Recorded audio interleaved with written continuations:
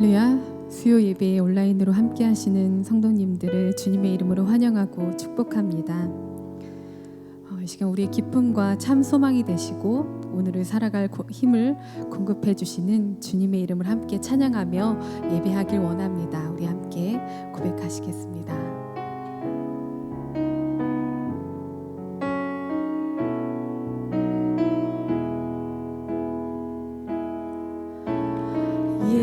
예수는 내 힘이요 나의 기쁨 내 참 소망 그 이름에 생명이 내 삶의 이유라. 예수는 내 힘이요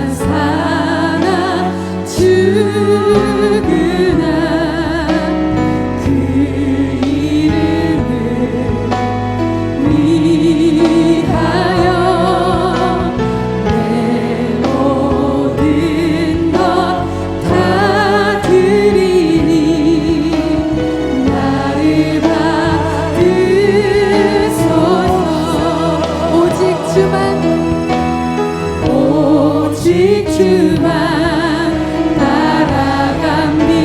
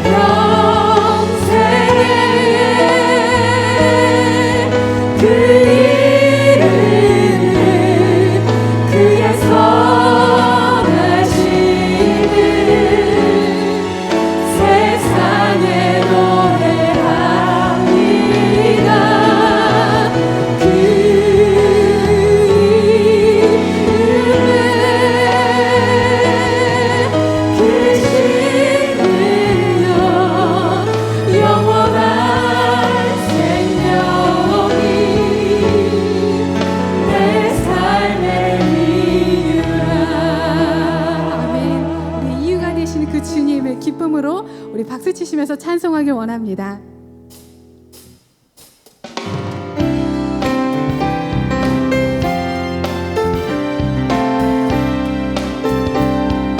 주와 같이 길 가는 것, 주와 같이 길 가는 것 즐거운 일 아닌가.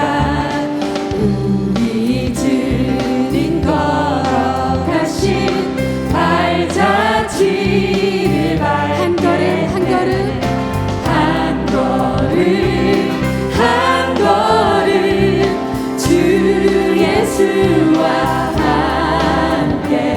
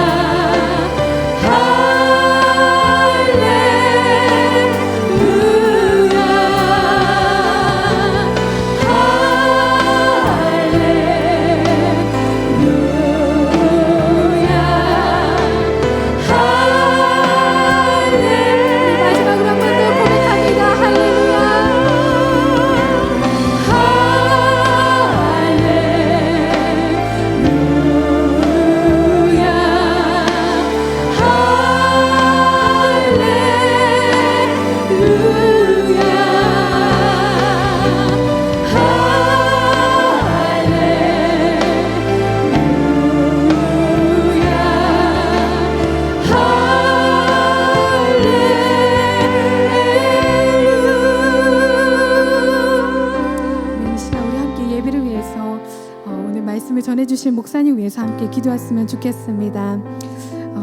우리의 예배를 온전히 받으시기 합당하신 그 주님께 우리의 마음의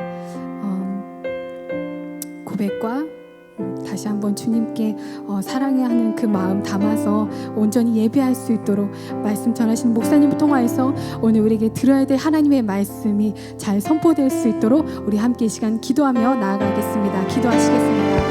살리신 하나님 아버지 감사합니다. 저희 시간과 주님 예배할 수 있도록 감사합니다. 저희들 이곳에 불러주시고 또한 이렇게 예배드릴 수 있게 하신 것도 주님이 저희들에게 주신 은혜임을 이 시간 다시 한번 고백합니다. 이 예배 시간 통하여 오로지 주님만 보게 하시고 주님이 우리들에게 말씀하실 것들에 대해 기대하고 소망하는 시간 되게 하시옵소서. 하나님, 우리가 어려운 상황 가운데 있습니다. 코로나로 인해 또 어려운 상황 가운데 있습니다. 하나님, 우리의 주변 상황들이나 우리들의 어떤 문제들로 인해 또 어려운 것이 아니라 이 시간을 온전히 주님 앞에 두고 주님만 바라보고 나가는 시간들 되게 하시옵소서. 그리하여 또 주님께서 저희들에게 어떤 말씀을 주시는지 또 그 말씀을 붙잡고 또 우리 삶의 터전으로 나갈 수 있는 저희들 될 수 있도록 함께하여 주시옵소서. 다윗이 고백했던 것처럼 주는 하늘 높이 들리시며 주의 영광이 온 땅을 덮는 것을 보기 원하다고 고백했던 그 고백이 우리의 고백이 되게 하시고 오로지 주님만 높이는 시간 되게 하시옵소서. 주님 홀로 찬양 받으시고 영광 받으시옵소서. 이 모든 것 예수 그리스도 이름으로 기도드리옵나이다. 아멘.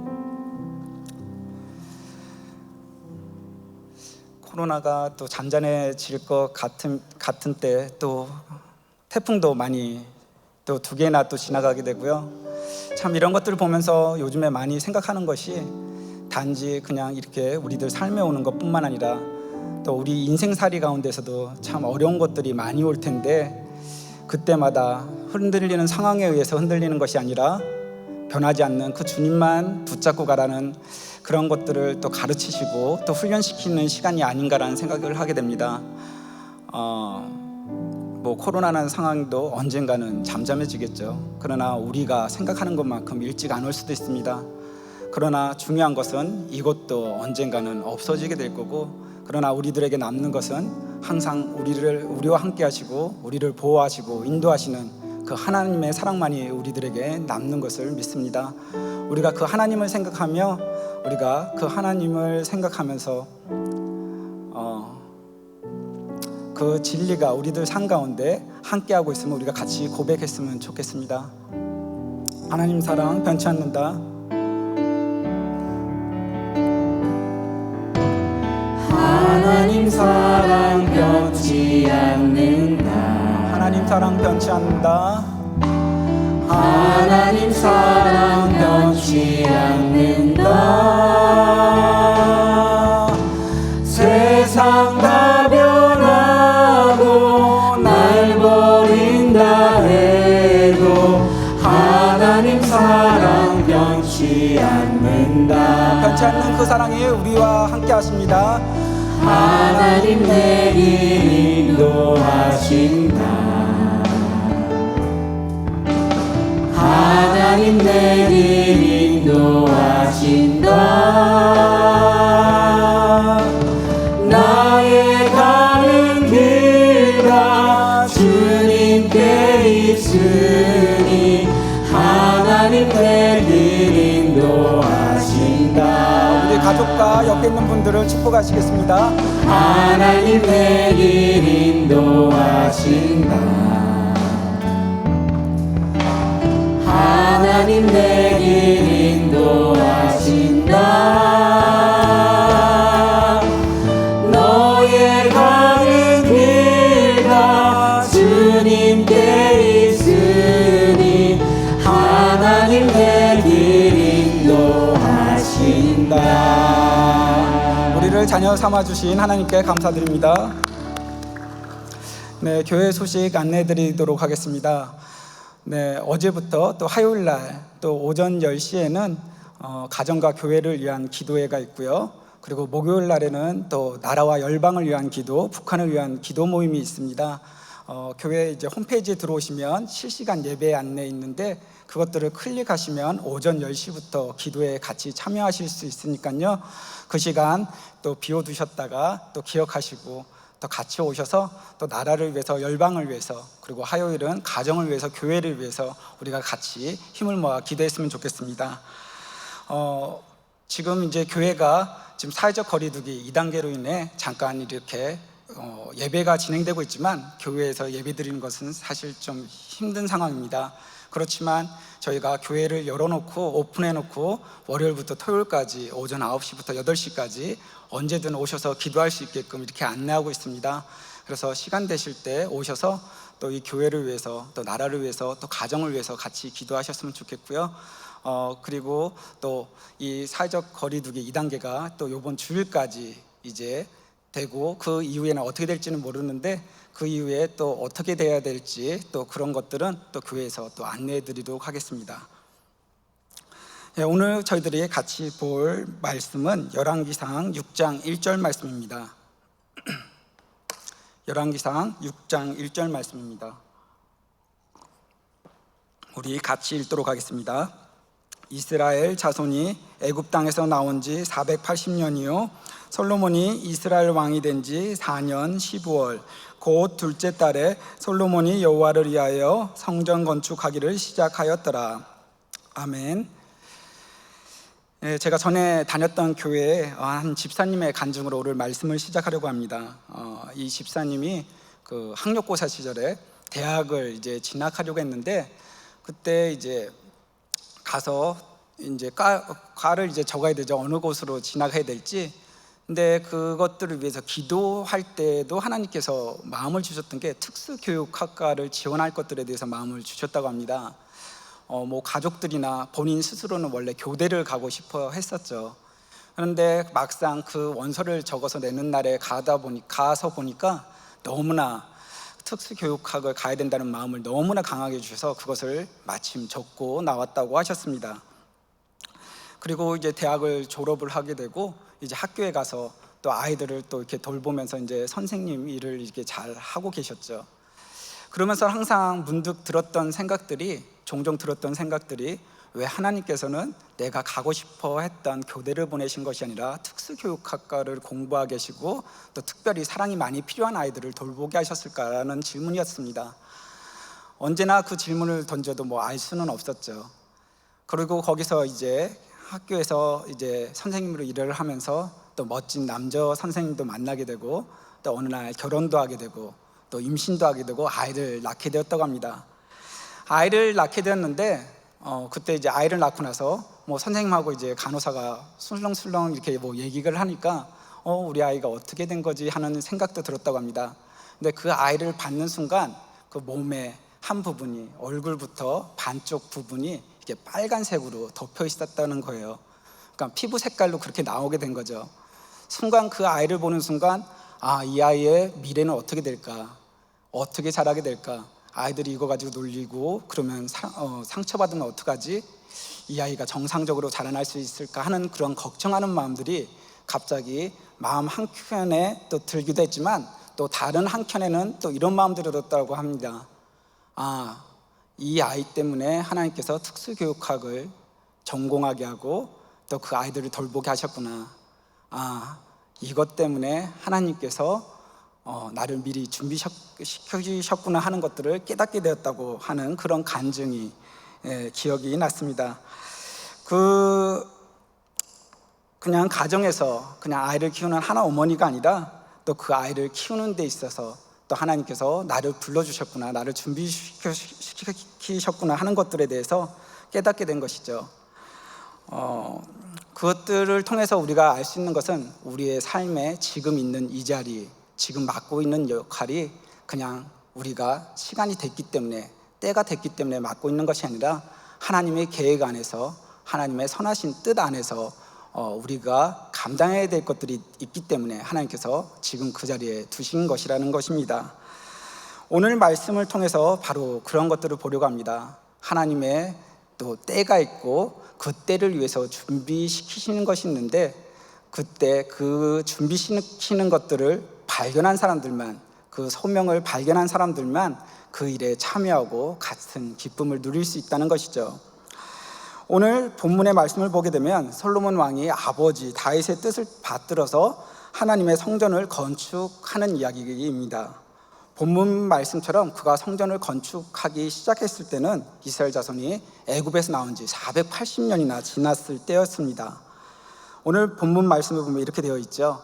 이스라엘 자손이 애굽 땅에서 나온 지 480년이요 솔로몬이 이스라엘 왕이 된 지 4년 12월 곧 둘째 달에 솔로몬이 여호와를 위하여 성전 건축하기를 시작하였더라. 성전 건축은 이스라엘 역사에 있어서 획기적인 전환점이 되는 부분입니다. 이스라엘 백성의 삶에 있어서도 너무나 중요한 부분이었죠. 성전은 그들의 영적, 정신적 고향이었고 바로 중심지가 되는 곳이었습니다. 그들의 모든 삶들이 바로 이 성전을 중심으로 해서 이루어지기 시작했고 그것들이 그들의 삶에 영향을 주었죠. 그러했기에 지금도 유대인들은 바로 예루살렘 성전을 회복하려는 것들을 소원으로 삼고 있고 또 통곡의벽에서 기도하고 있으며 황금돔이 있는 그 황금 사원이 이제 성전으로 바뀌어질 것들을 기도하고 그것을 목표로 삼고 있습니다. 오늘 본문을 읽으면서 우리가 한 가지 질문을 할 수 있는데요. 왜 그토록 중요한 성전이라면 왜 좀 더 일찍 짓지 않았을까 하는 것입니다. 애굽 땅을 벗어난 지 480년이나 지나도록 왜 성전을 건축하지 않은 것일까? 그동안 그들은 무엇을 했기에 성전을 건축하지 않았던 것일까? 이런 질문에 여러 가지 대답이 가능할 것입니다. 첫 번째로 얘기할 수 있는 것은 이것이죠. 다윗처럼 하나님을 사랑하는 사람이 없었기 때문이다. 아닌 게 아니라 다윗처럼 성전에 대한 열정을 가지고 하나님을 사랑하는 사람이 없다면 성전 건축은 이루어질 수 없는 일입니다. 모든 일은 열정을 가진 사람에 의해서 진행이 되죠. 그 일에 미치다시피 한 사람이 있어야 일이 진행이 됩니다. 바로 다윗이 없었으면 그 일이 불가능했기에 이렇게 얘기를 할 수도 있겠죠. 또 다른 답도 있습니다. 성전 건축의 필요성을 못 느꼈기 때문이라고 얘기할 수도 있겠죠. 당시에 이스라엘 백성들은 하나님을 성막에서 섬겼습니다. 초라하긴 했지만 성막에서 큰 불편 없이 하나님을 섬길 수 있었죠. 그리고 무엇보다도 하나님께서 바로 이스라엘 백성들에게 나를 위해서 성전을 지어달라고 명시적으로 요구한 적이 없었습니다. 그러므로 성전 건축을 하지 않은 채로 지나왔다고 볼 수 있겠죠. 그러나 또 이런 대답에 더 중요한 대답이 있습니다. 그것은 아직 때가 되지 않았기 때문입니다. 하나님의 일은 모두 때가 있죠. 갈라디아서 4장 4절에 이렇게 나와 있는데요. 우리 4장 4절 한번 같이 읽도록 하겠습니다. 때가 참에 하나님이 그 아들을 보내사 여자에게서 나게 하시고. 하나님께서는 구약 성경에서 바로 메시아 예수님을 보내실 것이라고 얘기를 하셨습니다. 그렇다면 왜 좀 더 일찍 그 예수님을 보내지 않으시고 로마가 천하를 다스릴 때, 로마가 이스라엘을 다스리고 있을 때 예수님을 보내셨을까요? 우리로서는 그 명확한 이유를 알 수 없지만 그러나 성경은 이렇게 얘기하고 있습니다. 때가 찼기 때문이라고 말씀을 하고 있죠. 하나님은 하나님의 일을 당신의 때, 당신의 계획에 따라 이루신다는 것을 명확히 말씀하시고 있는 것입니다. 그러므로 솔로몬이 출애굽 후 480년이 지나고 나서 그 성전을 건축을 한 것도 여러 가지 면으로 보게 될 때 바로 성전 건축을 할 때가 되었기 때문이죠. 그렇다면 어떤 점에서 그때가 성전 건축을 할 때가 되었던 것일까요? 우리는 그 이유를 가늠해 볼 수 있는데 그것은 다윗과 솔로몬의 때가 바로 이스라엘의 전성기가 되었기 때문이라는 것입니다. 성전 건축이란 것이 사실 간단한 일이 아니죠. 우리가 세종 성전을 건축하는 것을 통해서 그 준비하는 과정부터 그 마치는 과정까지, 그리고 지금도 여전히 바로 그 성전 건축하는 일에 여전히 우리가 같이 기도하고 참여하고 있는데요. 성전 건축이라는 것이 그렇게 간단한 일이 아님을 알 수 있습니다. 성전 건축에는 많은 인력과 또 재정, 또 시간이 필요한 일이었고요. 또 무엇보다 또 그것을 지을 만큼 평화로운 시기가 되어야 한다는 것입니다. 전쟁 중에는 사실 성전 건축하는 게 쉽지 않잖아요. 만약에 우리 교회가 다른 일에 있어서 너무나 많은 일을 하고 있었다고 한다면, 그런 곳에 재정을 쓰고 있었다고 한다면 우리가 세종 성전을 어떻게 건축할 수 있었겠습니까? 그렇지가 않죠. 어느 정도 사역도 하지만 그것이 안정화되었을 때, 또 다른 하나님이 주신 비전에 따라 우리가 성전 건축을 했던 것처럼 바로 그 성전 건축을 할 수 있는 바로 그런 시기가 있습니다. 그런데 다윗과 솔로몬 이전에는 그만한 힘이 이스라엘에는 없었던 때였죠. 다윗과 솔로몬 이전에는 이스라엘은 단지 약소국이었습니다. 특히 옆에 있었던 블레셋이란 나라에 의해서 억압당하고 힘을 쓰지 못할 때였죠. 블레셋에 의해 힘쓰지 못할 때, 바로 그러한 예는 우리가 엘리 제사장 당시의 일을 보면 알 수 있습니다. 엘리 제사장은 왕이 없던 당시에 이스라엘의 최고 지도자였죠. 그는 백성들을 신앙으로 인도하고 또 굳건하고 평화로운 나라를 세울 그러한 사명이 있었던 사람이었습니다. 그러나 엘리는 그렇게 하지 못했었죠. 오히려 그의 나이 90세가 되었을 때 이스라엘은 블레셋과 전쟁을 하게 되는데, 엘리의 두 아들인 홈니와 비느하스도 바로 그 전쟁에 나가게 됩니다.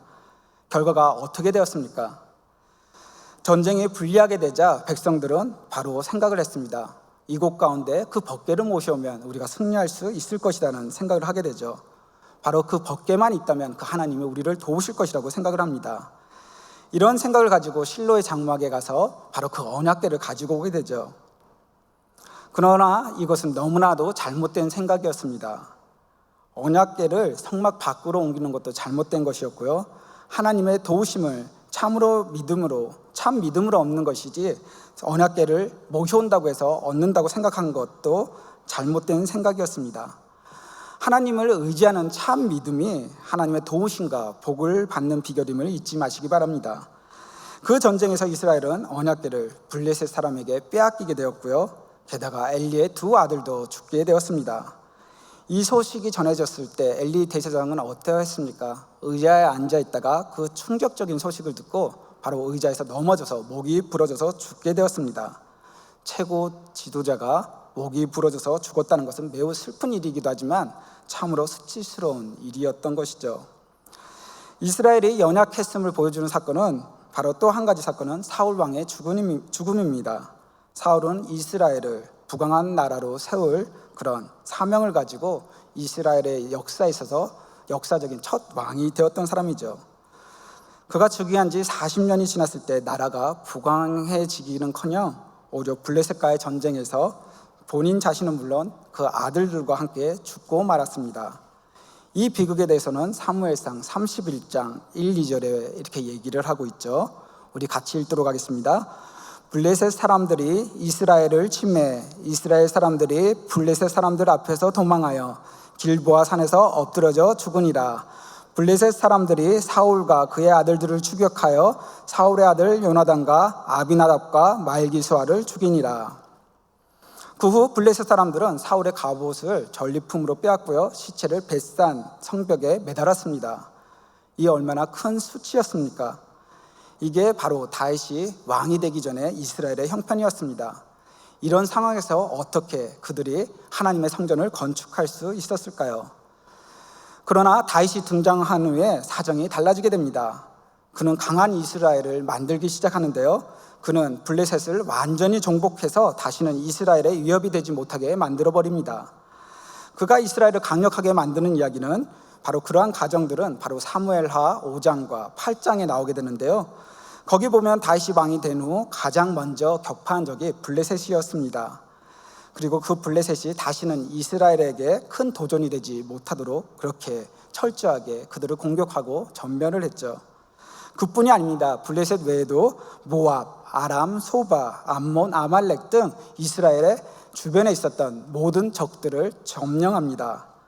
이제 그 주변에는 이스라엘을 침략할 만한 적이 없게 되었죠. 정말 오랜만에 평화가 오게 됩니다. 여기서 생각해 봐야 하는 점이 있습니다. 그렇다면 이런 평화의 축복은 어디서 온 것일까요? 그것은 다윗이 쟁취한 것이 아니라 바로 하나님이 주신 것이었습니다.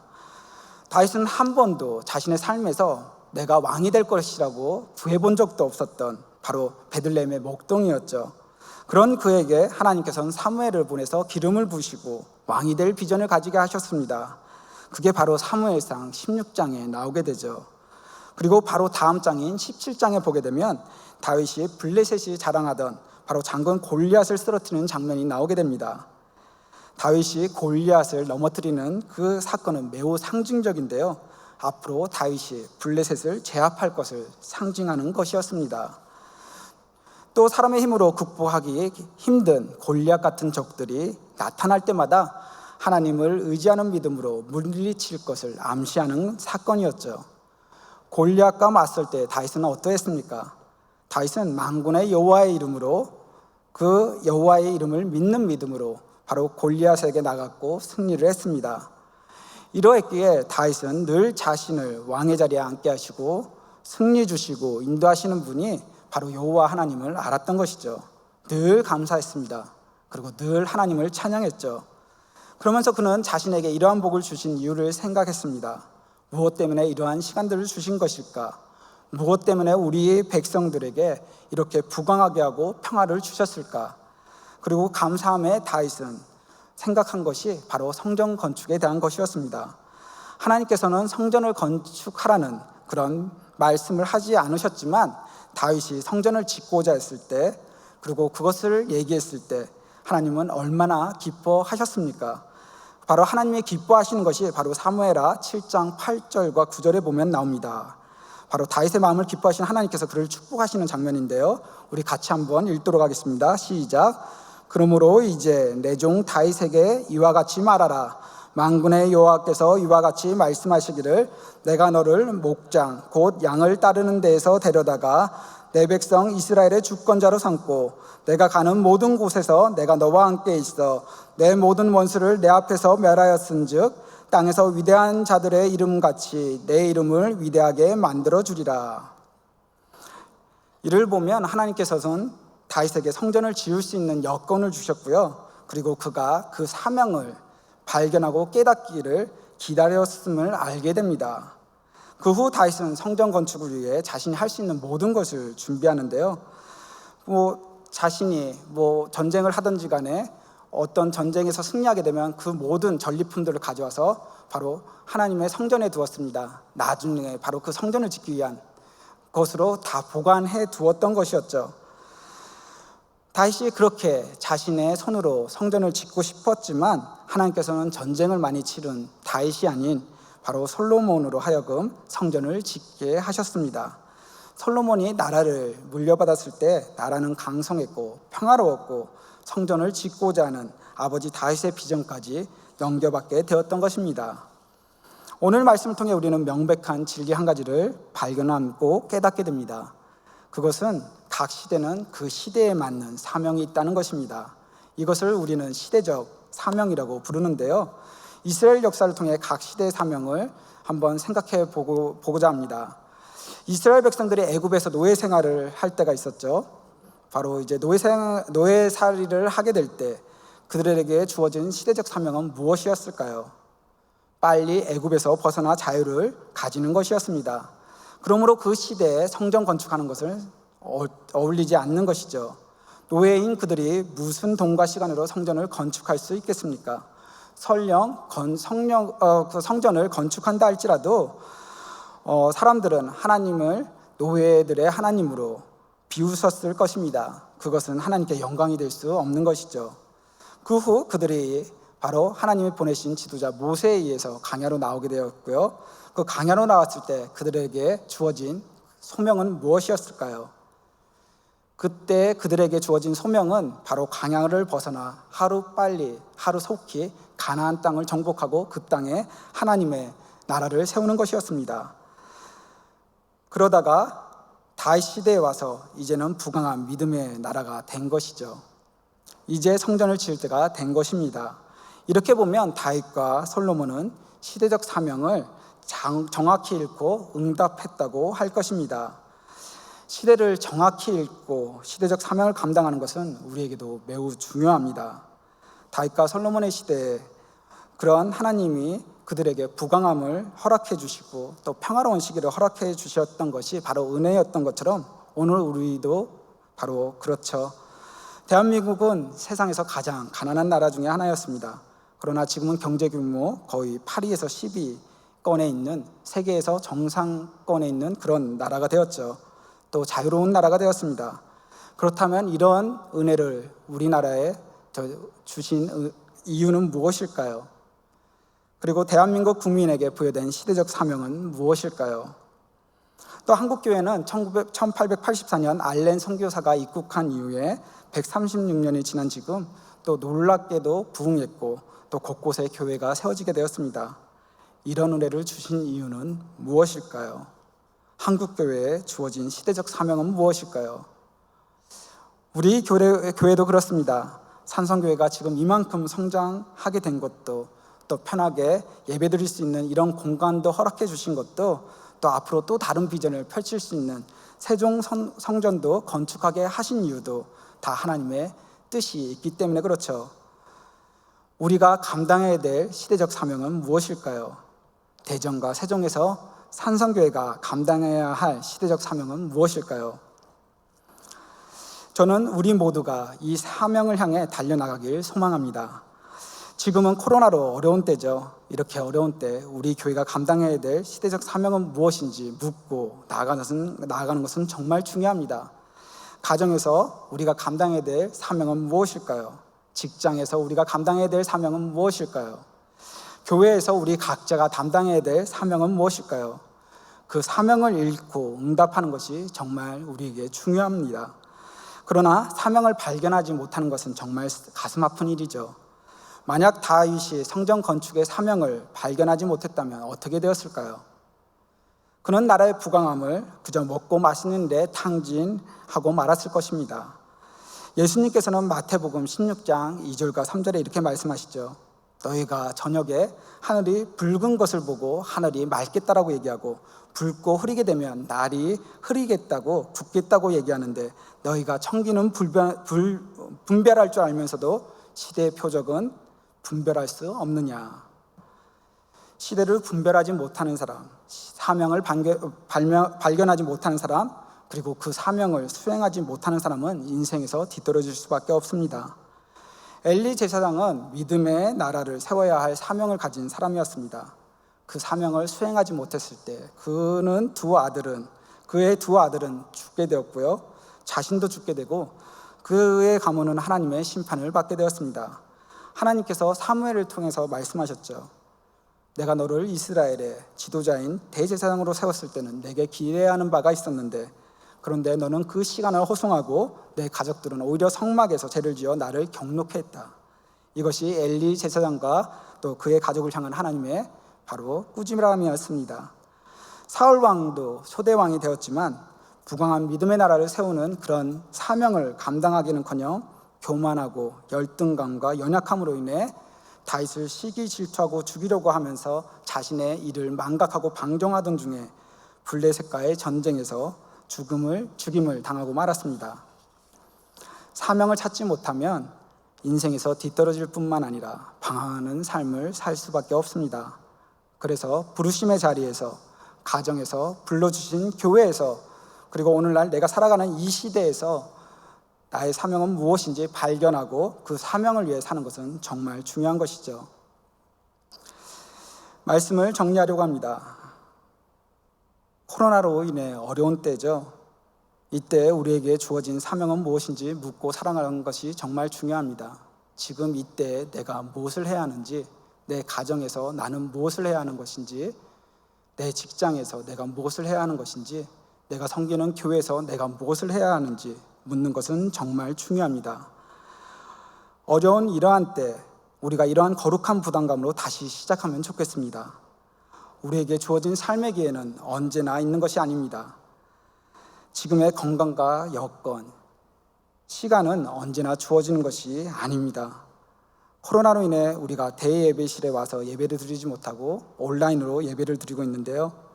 또 온라인으로 예배 드리는 것도 처음에는 정말 감사했지만 그러나 점점 시간이 갈수록 예배에 참석하는 것이, 온라인으로 예배 드리는 것이 쉽지 않다는 것을 알게 됩니다. 오히려 감사했던 첫 마음은 잃게 되고 오히려 나태해지기 시작하죠. 처음에는 옷을 반듯하게 입고 화장도 하고 식탁에 앉아서 드렸던 예배가 이제는 어느새 침대에서 잠옷 입은 채로 그냥 폰만 들고 예배드리는 그런 상황, 그렇게 드리고 있는 것은 아닌지 한번 우리의 모습도 생각해 봐야 할 것입니다. 교회에 나와서 예배드린 것, 아니 이러한 시간에 온라인으로 드리는 예배에 참석할 수 있는 시간은 우리 삶 가운데 얼마나 될까요? 지금 예배에 참석하지 않으면, 온라인으로라도 예배에 참석하지 않으면 할 수 없는 것입니다. 에스더서에 나오는 내용입니다. 유다 백성이 하만의 계교에 따라 멸망의 위기에 처했을 때 모르드게가 에스더에게 가서 하는 얘기입니다. 에스더서 4장 14절인데요. 우리 같이 읽었으면 좋겠습니다. 그럼 제가 읽도록 하겠습니다. 이때 내가 만일 잠잠하여 말이 없으면 유다인은 다른 데로 말미암아 노임과 구원을 얻으려니와 너와 내 아버지 집은 멸망하리라. 내가 왕후의 자리를 얻은 것이 이때를 위함이 아닌지 누가 알겠느냐 하니. 에스더를 보잘것없는 포로의 신분에서 높여 왕후가 되게 하신 이유가 무엇이겠습니까? 멸망할 동족을 구원하라는 것입니다. 이때를 위함이라. 지금 우리를 여기에 두신 것은 이 시대적 사명을 이루게 하심인 줄 믿습니다. 산성교회는 대전과 세종에서 이제 우리의 몫을 감당해야 합니다. 이것을 위해 우리 모두 다 같이 일어서야 할 때죠. 또 우리 각자에게 있어서 가정에서, 또 교회에서, 직장에서 우리가 감당해야 될 사명이 있습니다.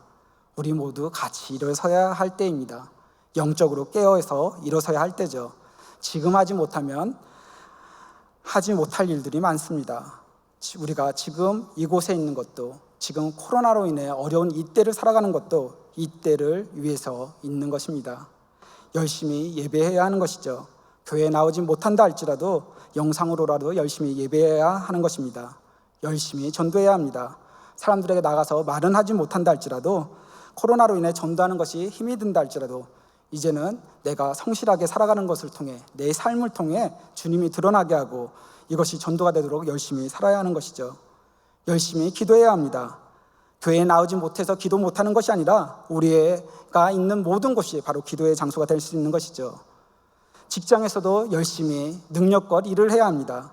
코로나로 인해 어렵기 때문에, 내가 좀 있으면 해고당할 수도 있기 때문에, 아니면 돈을 조금 주기 때문에 대충 하는 것이 아니라 그곳에서도 빛과 소금으로 열심히 살아가야 합니다. 부지런히 살아가야 합니다.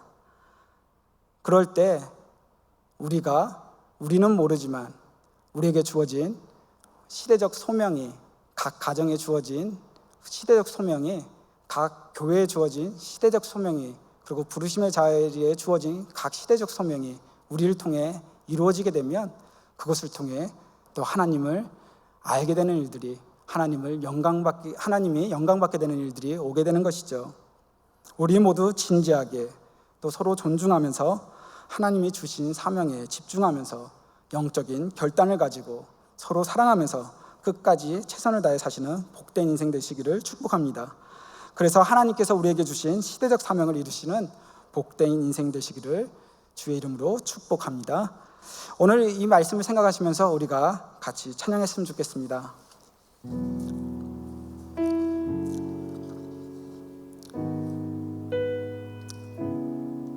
내 삶의 이유에 대해서 우리에게 주어진 시대적 소명은 무엇인지 생각하면서 우리가 찬양했으면 좋겠습니다.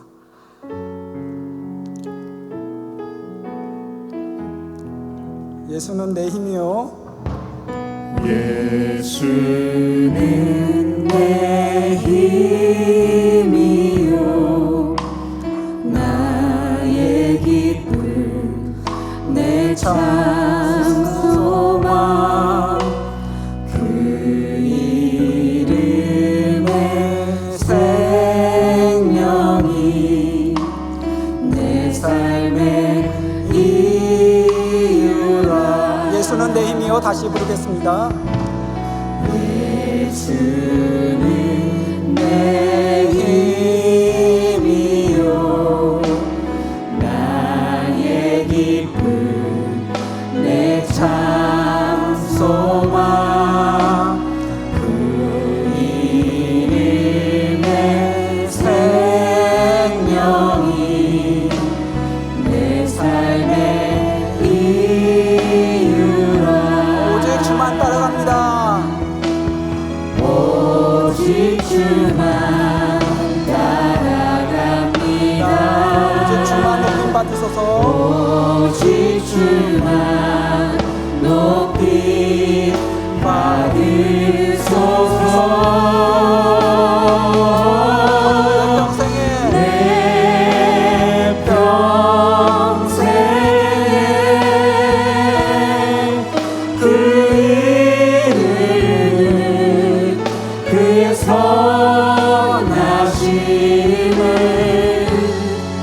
세상에 노래합니다. 그 이름에 그 신능력 영원한 생명이 내 삶의 이유라. 내가 사나 죽으나 내가 살아 죽으나 그 이름을 위하여 내 모든 것 다 드리니 나를 받으소서. 오직 주만 따라갑니다. 오직 주만 따라갑니다. 오직 주만 높임 받으소서. 오직 주만 높이 받으소서. 평생에 내 평생에 그 이름 그의 선하심을 세상에 노래합니다. 그 이름에 그 신능력 영원한 생명이 내 삶의 이유라. 하나님, 지금 우리를 이 시대 가운데 이 때를 살아가게 하시는 이유가 있음을 압니다. 하나님, 그 이유가 무엇인지 우리에게 말씀하여 주시옵소서. 우리 가정 가운데 내가 감당해야 될 사명이 무엇인지, 내 부르심의 장소인 직장에서 내가 감당해야 될 사명이 무엇인지, 또 내가 속해 있는 이 교회를 위해 내가 감당해야 되는 사명이 무엇인지 하나님이 알기를 원합니다. 우리의 주변에 있는 상황들을 보고 움직이는 것이 아니라 주님께서 우리와 함께 하시고 우리에게 주신 사명이 있다는 것을 알게 하시고 그 사명을 이루어가는 그런 복된 인생 될 수 있도록 함께하여 주시옵소서. 우리 주변에 있는 상황을 보는 것이 아니라 우리와 함께 하시며 그 사명을 주시고 이루어 가시는 그 하나님을 보고 나아가기를 원합니다. 우리 다 같이 기도하시겠습니다. 사랑의 하나님 아버지, 감사합니다. 오늘 말씀을 통해 하나님은 각 시대에 시대적 사명을 주시고 그 시대적 소명을 주시고 각 사람들을, 각 인생들을 이끌어 가시는 것을 알게 해주시니 너무나 감사드립니다. 하나님, 지금 우리가 이 시대를 살아가게 되는 것도 바로 우리들에게 주신 사명이 있음을 하나님 말씀하시는 것을 아는데, 하나님 그 사명을 알게 하시고 그 사명을 가지고 나가는 저희들이 되게 하시옵소서. 하나님, 다윗과 솔로몬이 바로 그 시대적 사명을 발견하고 주님 앞에 나아갔을 때 주님께서 너무나 기뻐하셨던 것처럼, 그리고 다윗과 솔로몬이 했던 것을 통해 주님의 영광이 드러났던 것처럼 바로 우리가 그 사명을 알고 그 사명을 이뤄가는 복된 인생 살기를 원합니다. 정말 주님이 기뻐하셨던 것처럼 우리 각 부르심의 자리에서 우리의 사명을 감당하는 그런 복된 인생 될 수 있도록 함께하여 주시옵소서. 하나님, 주변의 상황 때문에 그 상황들을 피하고 도망가는 얘기하는 것이 아니라, 힘들다고 얘기하는 것이 아니라 그 상황을 넉넉히 이기는 힘을 주시며 또 이끌어 가시는 그 하나님만 붙잡고 가는 저희들 되게 하시옵소서. 다윗에게 바로 그 시대적인 평화와 또 그에게 강력한 그런 힘들을 주심으로 바로 다윗 솔로몬이 성전을 지을 수 있을 만큼 그 때를 누리고 그 성전을 지을 수 있던 것들을 준비했던 것처럼, 하나님, 바로 이 때가 바로 우리가 이 때를 위해서 있는 것이고 바로 그 하나님의 사명을 위해 우리가 있는 것을 압니다. 하나님, 그 사명을 붙잡고 가는 저희들 되게 하시옵소서. 그 사명을 이루는 저희들 되게 하시옵소서. 그리하여 이 시대 이후에 사람들이 먼 날 이 시대를 떠올리게 될 때 바로 우리가 있었기 때문에, 바로 대전에 산성교회가 있었기 때문에, 세종에 산성교회가 있었기 때문에 이 산성교회가 시대적 사명을 잘 감당했기에, 산성교회 교인들이 주어진 그 사명들을 잘 감당하기에 바로 이 어려운 시기를 잘 이겨내고 또 하나님의 영광을 드러낸다는 그러한 평가받고 그러한 얘기 들을 수 있는 복된 인생 살아갈 수 있도록 하나님 함께하여 주시옵소서. 하나님 아버지, 지금 코로나로 인해 또 어려운 때를 살아가고 있습니다. 이 시대가 왜 이렇게 우리의 삶의 때에 주어졌는지 우리는 이유는 알 수 없지만, 그러나 오늘 본 말씀을 통해 우리가 말할 수 있는 것이 있습니다. 이 때를 위함이라. 하나님, 사람들이 어디를 가야 될지 모를 때, 무엇이 진리인지 모르고 우왕좌왕하는 이 세상 가운데 하나님, 우리를 통하여 하나님의 그 일들이 이루어지게 하시고 또 우리에게 주신, 또 축복해 주신 이 산성교회가 대전에서 세종에서 바로 그 하나님의 진리를 보여주며 바로 진리는 하나님밖에 없다는 것을 알리고 이 시대의 등불이 되는 교회로 사용하여 주시옵소서. 이것이 바로 우리들에게 주어진 사명인 것을 아는데 그 사명 감당하는 저희들 되게 하시옵소서. 각 가정에서 또한 부르심의 자리에서 또한 교회에서 우리가 감당해야 될 것들이 있습니다. 하나님, 이 시간들, 이 어려움이 있지만 그러나 이것을 넉넉히 이기림을 주시는 그 주님만 붙잡고 나아갈 때 우리가 또 능히 바로 이 시대적 소명을 감당할 수 있는 것을 아는데, 하나님, 세상 사람들의 말과 이 세상에서 우왕좌왕하는 그 모습에 휘둘리는 것이 아니라 변하지 않는 그 하나님만 붙잡고 가는 우리들 되게 하시오며, 또한 시대적 사명을, 저희들에게 주어진 시대적 사명을 발견하고 그것을 감당함으로 바로 이 시대를 또 넉넉히 이겨내는 저희들 될 수 있도록 함께하여 주시옵소서. 하나님께서 함께하시고 승리하게 하실 것들을 믿습니다. 언제나 그 하나님만 보고 가는 저희들 되게 하시옵소서. 이제는 우리를 죄에서 구원하신 예수 그리스도의 은혜와 그 아들을 보내주신 하나님 아버지의 무한하신 사랑과 언제나 우리와 함께 하시며 우리를 그 올바른 길로 인도하시는 성령님의 감화, 감동, 교통하심이 지금 이때를 위함이라 하는 것을 깨닫고 또 주님이 우리들에게 주신 바로 시대적 사명을 이루어가겠다고 또 결단하고 그 소명을 이루기 위해 최선을 다하는 삶을 살겠다고 또 기도하며 나아가는 한 분 한 분의 머리 가운데, 또 그분들 한 분 한 분이 또한 살아갈 복된 인생길 가운데 주님께서 지금부터 영원까지 함께 하시기를 간절히 축원하옵나이다. 아멘.